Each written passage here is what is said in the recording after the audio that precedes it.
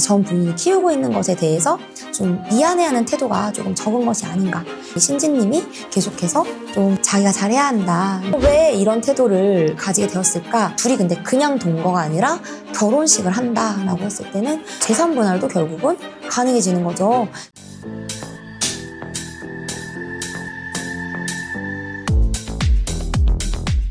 안녕하세요. 저는 이혼 상담만 2,000건 이상 했지만 여전히 사랑을 믿는 사랑꾼 이혼 전문 변호사 안소윤 변호사입니다. 요즘 세상에는 직업이 다양해지다 보니까 그리고 만나는 루트도 좀 다양해졌잖아요. 온라인상 만남, 주선자 없는 만남도 좀 있다 보니 신혼 미상의 사람을 만나는 경우가 좀 많이 생긴 것 같아요. 과거에 비해서. 세상도 좀 복잡해졌고 그래서 우리가 좀 결혼 전에 당연히 서로 신뢰하지만 이런 서류들 한번 공적인 서류 체크해보고 싶다 하시는 분들은 저는 이렇게 3가지 정도 많이들 확인하시더라고요. 첫 번째, 혼인관계 증명서 상세. 상세여야 하는 이유는 이제 현재 혼인관계 증명뿐만 아니라 과거의 혼인관계 이력이 다 나와요. 그래가지고 이제 그러면 이혼을 했는지, 이혼을 했다면 이게 협의 이혼인지, 혼인 취소인지, 소송 재판상 이혼인지도 나옵니다. 재판상 이혼이라고 해서 나쁜 건 아닌데 그럼 재판상 이혼이면 판결문을 한번 볼 수 있겠죠? 유책이 누군지. 사실 이혼 요즘 돌싱이 흠은 아니고 유책이 누군지 되게 많이 궁금해하세요. 그래서 만약에 재판상 이혼이라면 판결문이 있을 거니까 그러면 그 위자료가 누가 누구한테 줬는지 그런 것들을 우리가 한번 확인해 볼 수 있겠다. 그래서 혼인관계 증명서 상세를 통해서 이 사람이 깨끗한가 이제 볼 수 있다. 물론 여기서도 사실혼은 안 걸러집니다. 그리고 다음으로는 이제 범죄 경력 조회 회보서라는 서류가 있어요. 요거는 이제 또 뭐냐면 경찰청에 가서 이제 경찰 사이트에서 본인이 이제 공인 인증서로 쉽게 떼볼 수 있는 자료인데요. 요 경우에는 이제 내가 전과가 있는지 발급받을 수 있는 서류예요.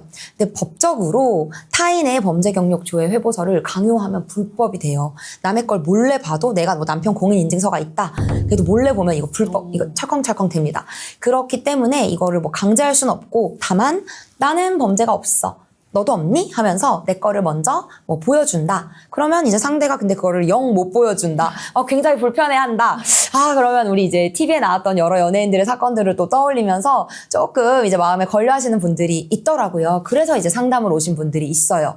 자기는 좀 확실하게 하고 싶어서 건강검진 이런 것들을 하면서 전과 여부도 한번 확인해보고 싶었는데 남자친구가 안 준다. 요즘 이제 은근히 성범죄 같은 경우는 전과가 있는 분들이 꽤 있거든요. 생각보다 많이 사회에 계세요. 그게 강간 이런 게 아니라 그냥 추행 이런 성매매 이런 것들이 다 이제 전과가 남기 때문에 그런 게 좀 걱정이 되셔서 저희한테 상담을 오셨던 여자분이 있는데 변호사로서는 타인의 전과 사실을 합법적으로 저희가 받아볼 방법은 없다. 다만 남편이 그걸 스스로 떼어준다면 이제 그거를 확인하는 것은 가능하죠.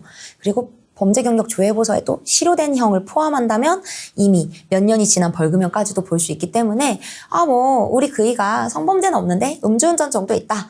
내가 이제 판단해야죠. 이거를 받아들일 건지 아닌지. 이번에 전과는 또 낙인을 찍어서는 안 되기 때문에 이거를 타인이 함부로 조회할 수 있게 국가에서 허락하지는 않습니다. 그래서 강요할 수는 없습니다. 그래서 또 다른 서류로는 이것 좀 재밌었는데 이거는 학생생활 기록부를 보는 경우가 있어요. 학폭, 요즘에 인성을 체크해야 된다. 이제 자녀 교육도 그렇고 나중에 이제 사회적 리스크도 그렇고 해서 학생생활 기록부를 떼서 서로 본다라는 분들이 있습니다.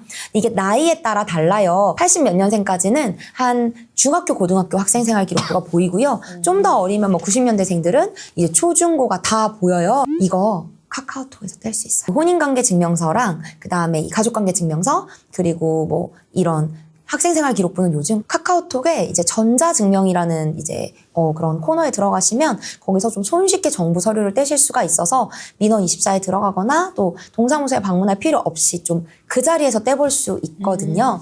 그래서 복잡해. 난 인증서가 없어. 이렇게 해도 우리 여기서 떼볼까? 라고 해서 이렇게 떼어볼 수 있다. 그래서 이제 저는 친구들이랑 서로 이제 학생생활 기록부 서로 이제 그냥 재미로 한번 봐봤는데 굉장히 좀 쉽게 볼 수 있더라고요. 그런데 여기 이제 학폭이라던가 어떤 숨겨진 어떤 비밀이 있다라고 하면은 못 보여줄 수 있겠죠. 그래서 이건 필수는 아니지만 요즘 젊은 분들은 좀 이런 것까지도 체크하시더라. 네. 그러면 혹시 내가 모르는 숨겨진 채무를 알 수 있는 방법도 있을까요? 그건 사실 결혼하기 전에는 좀 어렵습니다.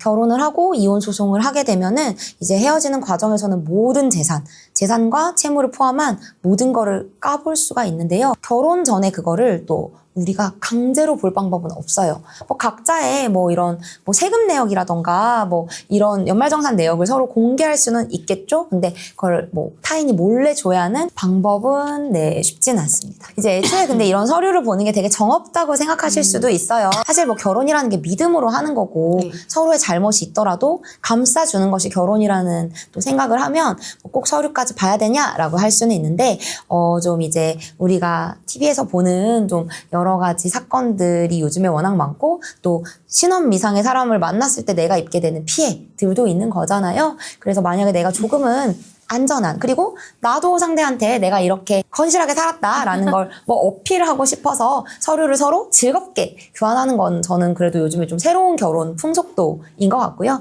이거 보여주지 않으면 너랑 결혼 안 해라고 하는 거는 어떻게 보면 이미 이제 신뢰관계가 깨졌기 때문에 그때는 보고 말고의 문제가 아니라 신뢰가 없는 결혼은 오래 가기가 어려운 거죠. 그래서 즐겁게 이런 서류들을 보여줄 수 있는 정도의 어떤 그런 믿음이 있는 사이가 사실은 결혼을 해서도 잘 살 수 있는 거 아닐까요? 그럼 변호사님 직접 말려보신 결혼이 있을까요? 말렸던 결혼은 이제 결혼하기 전에 이제 저한테 결혼도 안 했는데 상담이 들어온 적이 있어요. 이 사람 괜찮을까요? 이렇게. 남자는 재혼이었고요. 네. 여자는 초혼이었어요. 여자분은 어리고 아주 예쁜 이제 젊은 여성이었고 다만 이제 경제적인 능력은 아직 별로 없는 상황. 남자분은 상당히 성공한 사업가, 정확하게는 부모님의 이제 사업을 이어받을 지방의 어떤 유지의 자제였어요. 되게 좋잖아요. 뭐 한번 돌싱이어도 이 정도면 또 이제 괜찮은 집안에 또 이제 결혼을 하는 거고 또 남편분이 또 아내를 사랑하고 하면 행복한 결혼 생활을 하실 수 있죠. 그렇지만 왜 이분이 결혼도 안 했는데 친구도 아니고 이혼 변호사한테 상담을 했을까요? 약간 폭행이 술만 마시면 있는 분이었어요. 폭행, 폭언이. 그래서 평소에 너무 사랑해주고 좋은 가방도 사주고 막 너 일 안 해도 돼. 너 내가 먹여 살릴게. 이런 말들을 해주시는데 술을 좀 심하게 드시거나 하면 손이 올라가고 술을 먹지 않아도 조금 폭언을 하는 남자분이었던 거죠. 그래서 그래도 뭐 술만 안 마시면 괜찮고 말도 이 사람이 나쁜 사람은 아니다 라고 하면서 그래도 이 사람이랑 결혼하는 거 어떻게 생각하세요? 라고 저한테 물어보더라고요. 그래서 제가 이제 이혼을 하셨던 분이니까 혹시 유책에 대해서 파악을 하셨냐라고 하니까 정확하게는 모르는데 애는 전 부인이 키우고 있다. 그래서 이게 좀 이 정도로 유력한 가문의 자제라면 사실은 아이를 데려오기도 상당히 쉽단 말이에요. 양육 환경이 좋기 때문에. 그럼 두 가지 중에 하나죠. 이제 유책이 너무 커서 부인이 데려갔거나 혹은 양육 의지가 없는. 그래서 그래도 물론 아이를 부인이 키우기 때문에 전부인이 키우기 때문에 선생님 입장에선 좋은 점이 있을 수도 있지만 좀 자기가 낳은 자녀도 어떻게 보면 이렇게 책임을 지지 않는다는 것이 뭐 양육비는 주시겠습니다만 자기가 낳은 자녀를 어떻게 보면 이렇게 놓아보냈다는 것이 꼭 플러스 요소라고 볼 수는 없는 것 같다. 그래서 유책 사유를 꼭 한번 확인해 보세요 라고 하고 저는 뭐 제가 또 남의 결혼을 꼭 말린 거라기보다는 확인해 보세요 정도를 했어요. 근데 그러고 나서 몇 달 뒤 꽤 오랜 시간이 흐르고 다시 연락이 왔어요. 결혼을 했는데 이혼하고 싶다. 결국은 결혼을 하셨고요. 이제 그 지방에 이제 내려가서 또 이제 가정을 꾸리셨는데 결국은 이제 폭행이 조금 더 일상화가 돼서 이제 입원까지 하게 되신 거예요. 병원에서 연락을 주셨어요. 그래서 지금 뭐 뼈가 부러져서 입원을 했고 병원 의사가 말려가지고 이제 좀 변호사한테 연락을 했다. 가정폭력으로 지금 신고도 했고 어떻게 하면 좋을까요? 라고 얘기를 했고요. 결혼을 하기 전에 결국은 서류 확인 같은 게 제대로 되진 않았는데 결혼을 하고 나서 이제 알게 된 사실이 남편도 이제 결혼을 하니까 마음이 편해져서 말한 거예요.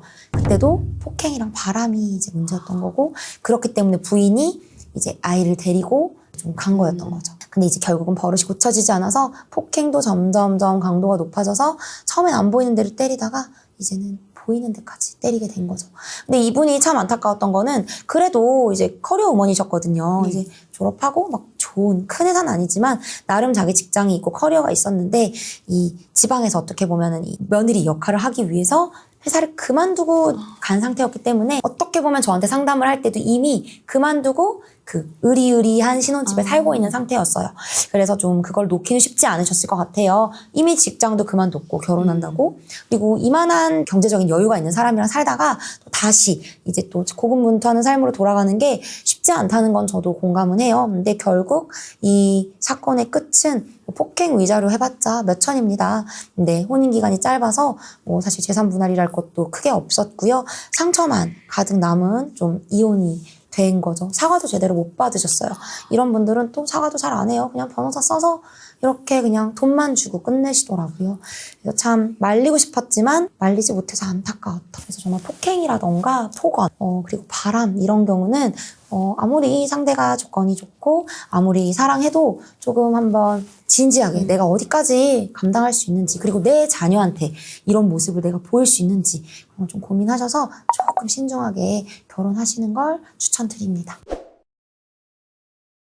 지금 전 국민이 친정 언니가 돼가지고 전 국민이 친정 식구가 돼서 이제 이렇게 굉장히 좀 의견이 분분한데요. 사실 결혼이라는 건 이제 두 사람의 사랑의 결합인데 왜 이렇게까지 됐을까 제가 좀 분석을 해봤어요. 첫 번째는 이 예비 신랑이 이제 이혼을 했다는 거 사실 많이 문제라기보다는 사실 돌싱은 요즘 세상에 큰 흠은 아니라고들 하죠. 그래서 돌싱 자체만으로 이렇게 반대하는 건 아니라고 생각해요. 그래서 첫 번째 이유는 좀 자녀가 있고 그다음에 이제 그 자녀를 또 이제 전 부인이 키우고 있는 것에 대해서 좀 미안해하는 태도가 조금 적은 것이 아닌가. 그리고 이 두 사람의 결혼에서 자꾸 남자가 아니라 여자가, 그러니까 이 신지님이 계속해서 좀 자기가 잘해야 한다 뭐 이런 식의 이제 발언을 하는 이것이 되게 이제 이 전 국민이 20년 동안 이제 이신지라는 연예인을 지켜본 사람들 입장에서는 왜 이런 태도를 가지게 되었을까? 뭐 이런 좀 걱정이 좀 되는 것이 있는 것 같아요. 또 다른 이유로는 이 결혼에 좀 사람들이 이렇게 하는 이유는 좀 기울어진 결혼이긴 하잖아요. 이제 인지도라던가 경제적인 측면에서 신지님 같은 경우는 굉장히 유명하고 돈도 잘 버는 연예인이시기 때문에 경제력이 상당히 있을 거란 말이에요.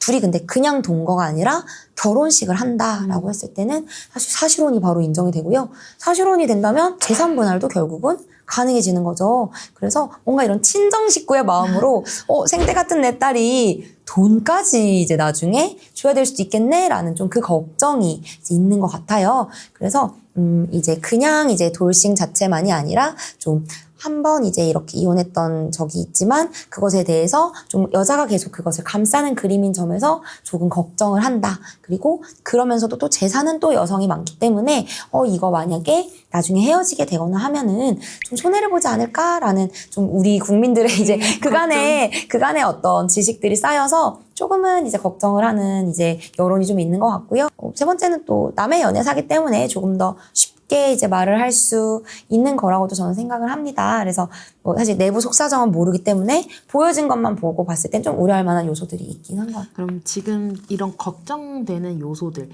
실제로 이혼까지 이어진 케이스들이 있을까요? 경제력만이 부족해서 이혼에 이르는 경우는 생각보다 많지 않아요. 그거는 이미 예견되어 있는 경우고 경제력이 뭐 없어졌다고 해서 바로 이혼을 하고 이런 경우는 생각보다 없어요. 그런데 좀 재밌는 건 사업이 망했다 이럴 때는 잘 이혼을 안 하시는데요. 코인에 실패하시는 경우 좀 이혼을 합니다. 이게 이제 배우자들이 어떻게 생각하냐면 코인 실패는 조금 도박이라고 보시는 것 같아요. 이제 뭔가 빚을 내서 코인을 했다.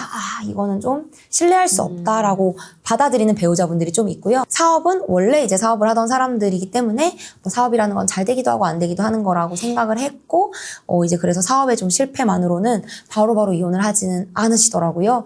좀 재밌는 건 경제적 사유는 의외로 1번 사유가 아니다. 더 큰 거는 좀 정서적 사유다. 아마 이거는 요즘 세상이 이제 여자들도 돈을 벌 수 있는 세상이 됐기 때문에 남자가 돈을 못 벌면 좀 부인들도 좀 돈을 벌 수 있고 여자분들이 좀 돈을 못 벌거나 해도 남자분들이 뭐 부업이라도 해서 좀 메우면 된다라고 생각을 하셔서인 것 같고요. 생각보다 정서적 사유가 많아요. 그럼 한쪽이 자녀가 있는 돌싱인 경우 초혼이랑 지금처럼 이렇게 만나게 되면은 그 이후로도 많이 이혼을 하시는 경우가 있을까요? 이제 돌싱 자체가 문제가 되지는 않고요. 이제 중요한 거는 그 당사자들의 태도인데요. 이제 자녀를 본인이 키우는 경우와 본인이 키우지 않는 경우로 나뉘어서 생각이 됩니다. 첫 번째, 자녀를 이제 함께 키우는 경우에는 자녀로 인해서 이제 갈등이 생기는 경우들이 조금 있어요. 자녀를 키운다는 건 그 친부모가 키워도 굉장히 이제 싸움도 하고 쉽지 않은 일인데요. 한쪽의 계모 또는 계부가 됐을 때는 뭔가 서운한 마음이 드는 거예요. 우리 애가 친아들이 아니라서 친딸이 아니라서 이렇게 하나? 라는 그 서운함과 오해가 쌓여서 갈등이 생기기도 하고요. 그래서 이제 아이들이 사춘기가 된다던가 뭐 성인이 되면서 조금 이제 자녀와 이 재혼 배우자 사이에 갈등이 생겼을 때 그게 부부 사이의 갈등으로 번지는 경우들이 조금 있어요. 물론 대부분의 가정은 이거를 다 각오하고 만났기 때문에 잘 지냅니다만 자녀를 함께 키우는 경우에는 이 자녀 양육의 문제가 친모, 친부 사이에서도 워낙 힘든 거다 보니 이 갈등 해결에 대해서 사전에 잘 의견이 정리되지 않으면 이 과정에서 오해가 좀 깊어지고 결국은 더 강한 유대관계는 내 자녀와 나의 유대관계이기 때문에 이제 자녀를 데리고 나가는 그런 좀 일들이 생기기도 하죠. 그리고 자녀를 안 키우는 경우에 대부분의 경우 잘 사시지만요. 저희한테 오는 아주 자극적인 케이스들을 말씀드리면 이 자녀를 이제 보통 여자분들이 키우세요. 네. 그리고 남자분들이 조금 더 손쉽게 재혼을 하시기 때문에 이런 케이스들이 많았는데요. 정말 딱 양육비만 보내고 자녀에 대한 면접 교섭과 양육 의무만 깔끔하게 하는 남성분들은 좋은 아빠고 좋은 남편이 맞아요. 그런데 면접 교섭하러 간 집에서 전부인이랑 바람이 나시는 경우도 있어요. 그리고 이제 그 자녀에 대한 애틋한 마음 그리고 죄책감 때문에 재산을 좀 빼돌리시는 경우가 있습니다. 사실 이제 내 자식한테 주는 건데 뭐가 아깝냐라고 생각할 수 있지만 또 부인 입장에서는 우리 공동의 재산이고 한데 상의 없이 이렇게 좀 돈이 들어가는 게 조금 갈등의 원인이 되는 경우도 있어요. 그리고 출장인 줄 알았는데 그 집에서 1박 2일을 자고 온 거예요. 그럼 바람인지 아닌지는 모르지만 아무래도 마음이 쓰이는 거죠. 그걸 나한테 말해줬으면 좋고 차라리 그 애가 우리 집에 와서 자거나 뭐 내가 아는 상황에서 그걸 하면 괜찮은데 말없이 전부인 집에서 1박 2일, 2박 3일을 하고 왔다. 출장이라고 속이고 이거는 신뢰가 무너지는 거죠. 뭐 우리 부부의 세계라는 드라마에도 나왔습니다만 뭐 원래 사랑했던 사이고 또 아이를 매개로 연락까지는 할 수 있지만 두 사람이 또 한 집에서 그렇게 지내는 건 또 현 부인 입장에서는 굉장히 또 신경 쓰이는 일이잖아요. 그래서 자녀를 키우지 않는 경우에는 이 면접 교섭을 하면서 좀 투명한 의사소통이 돼야 되고요. 양육비 금액이 있어서도 자녀에 대한 도의도 지키면서 내 가정에도 지속 가능한 어떻게 하면 돼요? 돈을 많이 버시면 돼요. 돈을 많이 버시면 됩니다. 돈을 많이 벌어가지고 우리 집에도 많이 갖다 주고 자녀한테도 많이 주면은 많은 것이 해결이 돼요. 그래서 뭐 이슬람 이런 데도 일부 다처제 하는 국가들도 그런 얘기 하잖아요. 일부 다처제 하는 남자들 능력 있는 거라고. 모든 부인을 공평하게 대해야지 일부 다처를 할 수 있는 거라서 굉장히 능력 있는 남자만 일부 다처제를 하실 수 있거든요. 마찬가지로 이제 재혼을 했고 뭐 자녀가 있다라고 하면은 더 열심히 돈을 버실 생각을 하셔야겠죠. 언제 나의 돌싱 여부, 결혼 여부와 자녀 유부를 말을 해야 법적으로 문제가 없을까요? 이제 만약에 소개를 해서 만나는 경우에는 주선자가 그거를 시작 단계부터 고지하는 게 좀 국룰이다라고 하고요. 그다음 만약에 앱이라던가 좀 주선자 없이 혹은 사회에서 자연스럽게 자만추라고 하죠. 그렇게 만나시는 경우에는 첫 데이트 때는 말하시는 게 좀 좋다라고 저희는 말씀을 드리긴 합니다. 정확하게는 이제 그렇게 했을 때 뒤탈이 없더라고요. 그래서 첫 데이트를 하기 전 혹은 그것까지는 좀 부담스러우면 첫 데이트가 끝나기 전에는 사실 나한테는 이런 역사가 있어. 그리고 난 너가 마음에 들지만 이런 나라도 괜찮다면 만나볼래? 그리고 여기서 또 매너가 있어요. 상대가 불편한 질문을 하지 않게 만드는 거예요. 첫 번째, 이혼을 했다 그럼 우리 뭐가 가장 궁금하죠? 유책이 누구지? 애는 있나? 이런 것들이 궁금한데 이 말을 상대방 입에서 나오게 하는 건 전 매너가 아니라고 생각해요. 그래서 좀 실제로 저의 지인들 그리고 저희 의뢰인들 중에서도 본인은 초혼인데 돌싱인 분들과 결혼해서 너무 잘 살고 있는 분들이 있으세요. 그리고 저는 그분들을 좀 분석해봤어요. 사단이 나는 경우와 잘 사는 경우 이렇게 비교를 해봤을 때 잘 사는 분들 같은 경우는 매너 있게 초반에 그거를 첫 번째로 말합니다. 그리고 불편한 질문을 상대가 꺼내기 전에 상대 마음 불편해지지 않게 본인이 먼저 알려줘요. 예를 들어 나는 몇 년 전에 이혼을 했고 얼마 전인지 알려줘야 돼요. 왜냐면 지난달에 이혼했으면 좀 그렇잖아요. 그렇죠. 이혼 소송 중이면 나 상간녀 되는 거잖아요. 그래서 언제 이제 이혼을 했고 자녀는 없다.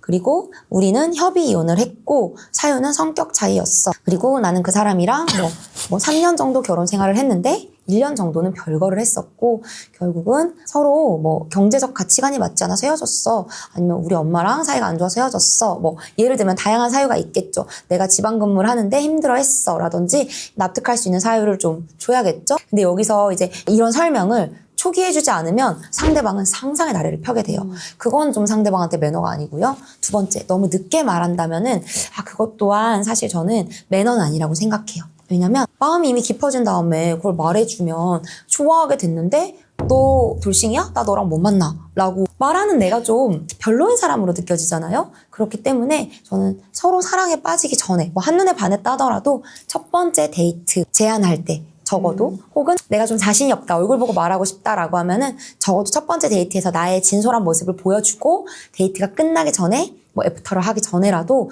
좀 내 상황에 대해서 솔직하게 공유를 하고 궁금한 게 있으면 물어봐줘 라고 하는 진실된 태도를 보이면 이런 커플은 잘 살아요. 근데 이거를 속이고 막 나중에 말하고 궁금하게 만들면 실제로는 별거 아닌 나쁜 사유가 아니로 이혼했다고 하더라도 이 궁금증 때문에 상대가 나쁜 상상을 하고 좀 방어막이 형성이 되어서 혹은 배신감이 형성이 되어서 좀 관계의 균열이 가는 경우가 있더라고요. 이혼이라는 건 참 쉽지 않아요. 그래서 저는 이혼도 로맨티스트들이 하는 거라고 생각합니다. 왜냐면 사랑이 없이 살 수 없는 분들이 결국 이혼을 하세요. 자기에 대한 사랑이든 배우자에 대한 사랑이든 나는 사랑이 없이는 살 수 없기 때문에 이혼이라는 정말 큰 기회비용을 감당하고 그 힘든 의사결정을 하시는 분이거든요. 그래서인지 이혼하신 분들이 재혼도 많이 하세요. 이렇게 한 번도 시집을 안 간 사람은 있어도 이렇게 결혼을 안 하는 사람은 계속 안 하고요. 결혼을 하는 분들이 또 2번, 3번 이렇게 하시기 때문에 저는 이혼도 재혼도 용기 있는 분들이, 사랑을 믿는 분들이 한다는 걸 좀 많이 느껴요. 이렇게 용기도 있고 사랑을 믿는 분들이야말로 또 다른 결혼 생활에서도 잘 하실 수 있다고 생각을 하고요. 실제로 잘 사시는 분들도 많이 봤습니다. 다만 이제 우리가 한번 상처를 또 받았고 그다음에 또 다시 상처를 입고 싶지 않기 때문에 조금 이제 뜨거운 열정만 가지고 생각하기보다는 내 과거로부터 좀 더 성장한 내가 되고 또 같은 사람한테 끌리더라도 조금은 이제 과거랑 너무 같은 선택을 하지 않는 그런 좀 해안을 기르신다면 2번째 사랑 혹은 3번째 사랑은 더욱더 안정적이고 지속적으로 하실 수 있겠죠. 그래서 세상에 나쁜 사람이 있다기보다는요, 나랑 잘 맞는 사람, 안 맞는 사람이 있는 거라고 생각을 해요. 그래서 내가 좀 좋은 사람이 되고, 그리고 나에게 잘 맞는 사람을 알아보는 그 사람이 나타났을 때 잡을 수 있는 용기를 가지신 분들이라면 저는 1번 혹은 2번의 실패가 있다고 결혼이나 또 다른 사랑을 망설이실 필요는 없다고 생각해요. 평균 수명이 너무 길기 때문에 계속 사랑하고, 좀 사랑하는 사람이 나타났을 때 잡을 수 있는 용기를 가지셨으면 좋겠어요.